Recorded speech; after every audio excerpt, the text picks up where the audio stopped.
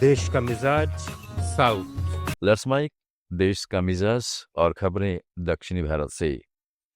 Madras high court ने तमिलनाडु सरकार की मानक संचालन प्रक्रिया एसओपी को लेकर साफ किया है कि यह राजनीतिक रैलियां या आयोजन रोकने के लिए नहीं, बल्कि दुखद घटनाओं को रोकने के मकसद से बनाई गई है।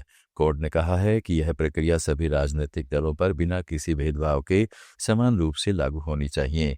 इसमें केवल आवश्यक नियम होंगे जो सार्वजनिक आयोजनों को सुरक्षित बनाने में मदद करेंगे। यह फैसला 27 सितंबर को करूर में टीवी के नेता विजय के रोड शो के दौरान हुई भगदड़ की घटना के मद्देनजर आया है।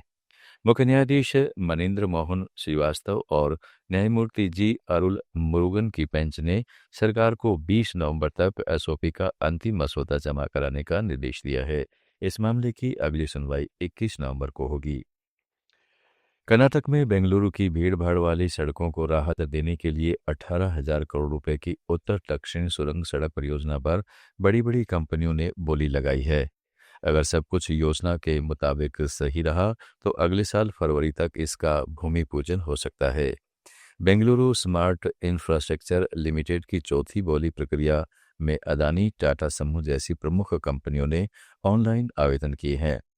तकनीकी मूल्यांकन के बाद बोली खोली जाएगी और दिसंबर के मध्य तक सबसे कम बोली लगाने वाले को चयनित घोषित कर दिया जाएगा।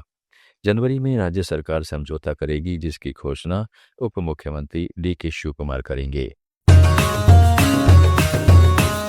लेट्स माइक देश का मिजाज साउथ। केंद्रीय कृषि मंत्री शिवराज सिंह चौहान ने कहा है कि केंद्र सरकार का लक्ष्य 10 करोड़ ग्रामीण महिलाओं को लखपति दीदियां बनाना है, ताकि वे सालाना कम से कम 1 लाख रुपए कमाने वाली आत्मनिर्भर उद्यमी बन सके।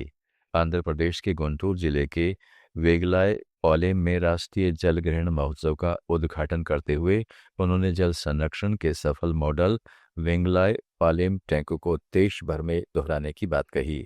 उन्होंने ग्रामीण विकास समूहों को चेक वितरित किए। कृषि मंत्री ने फसल विविधीकरण, छोटे किसानों का समर्थन और हर परिवार को पक्का घर सुनिश्चित करने का आह्वान किया। तेलंगाना सरकार ने 15 नवंबर को कैबिनेट बैठक बुलाई है। इसमें स्थानीय निकाय चुनावों की तारीख तय करने और पिछड़े वर्गों के लिए आरक्षण कोटे पर निर्णय लिया जाएगा। राज्य निर्वाचन आयोग ने पहले मुंसिफ अदालत के आदेश के बाद ग्राम पंचायतों, नगर पंचायतों, नगर सभाओं और नगर निगमों के चुनाव स्थगित कर दिए थे। यह मामला पिछड़े वर्गों को 42% आरक्षण देने से जुड़ा था। मुख्यमंत्री रेवंत रेड्डी के नेतृत्व वाली कांग्रेस सरकार ने सुप्रीम कोर्ट के इस मुद्दे पर अपील की है। अब बैठक में चुनाव जल्द कराने के साथ आरक्षण नीति को अंतिम रूप देने की उम्मीद है। कांग्रेस ने केरल की एलडीएफ सरकार पर सबरीमाला मंदिर में सोने की चोरी में सहायता करने का आरोप लगाते हुए कहा है कि इसमें लाखों अयप्पा भक्तों की भावनाएं आहत हुई हैं। पार्टी तब तक विरोध जारी रखेगी तब तक असली अपराधी नहीं पकड़े जाते। ऑल इंडिया कांग्रेस कमेटी के महासचिव के.सी. वेणुगोपाल ने तिरुवनंतपुरम में सचिवालय तक प्रदेश कांग्रेस के मार्च की अगुवाई करते हुए देवास्वम मंत्री वी.एन. वसावन के इस्तीफे और चोरी में शामिल सभी लोगों की गिरफ्तारी की मांग की। उनका कहना था कि सरकार की निष्क्रियता और संरक्षण ने इस पवित्र स्थल की गरिमा को ठेस पहुंचाई है। इन हालात में कांग्रेस भक्तों के साथ है। पुडुचेरी हवाई अड्डे को आधुनिक बनाने के लिए भारत फ्रांस संयुक्त उद्यम कंपनी की मदद से एक परियोजना पर विचार चल रहा है। फ्रांस के राष्ट्रपति थियरी मैथो और मुख्यमंत्री एनरंगा सामी के बीच इस मुद्दे पर चर्चा हुई।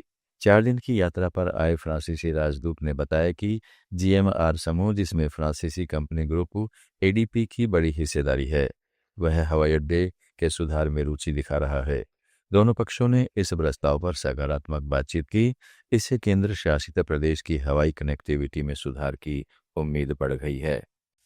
आप सुन रहे थे let's mike more than radio. Follow कीजिए हमें हमारे सोशल मीडिया प्लेटफॉर्म्स पर।